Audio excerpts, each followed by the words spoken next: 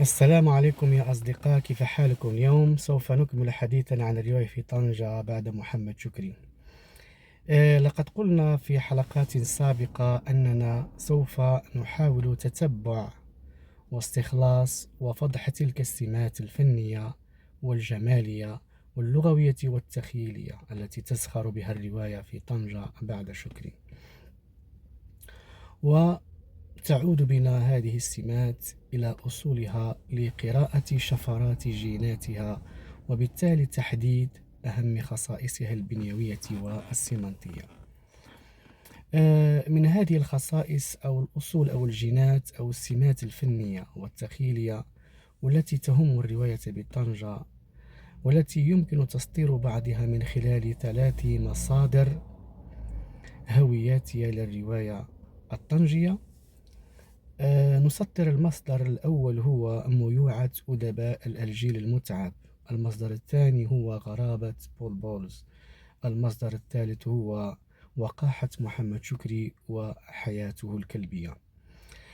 من بين سمات وقاحة شكري وحياته الكلبية نجد قساوة الشارع وكلبية حياة المنبوذين والمهمشين. تفكك الأسرة يسبب بسبب الفقر هو سبب الانحلال وتفاقم الجريمة والانحراف. التعلم والمعرفة هما السبيل الوحيد أمام المنبوذين للرقي اجتماعيا. دور الآخر الأجنبي المتربص للاستغلال في ظل غياب الحماية الوطنية. التمرد على الآخر المستغل لا يتأتى إلا بالوعي والتخلص من الحاجة.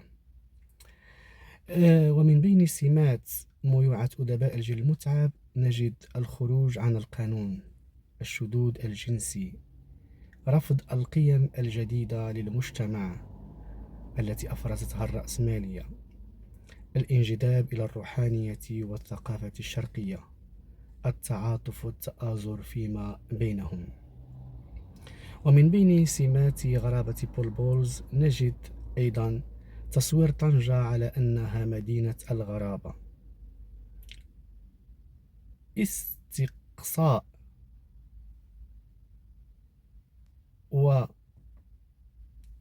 والبحث عما هو أصيل وفطري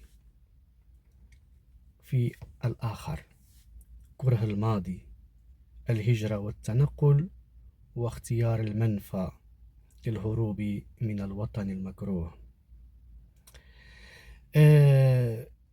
استغلال ضعف الآخر. إذن هذه هي مجموعة من السمات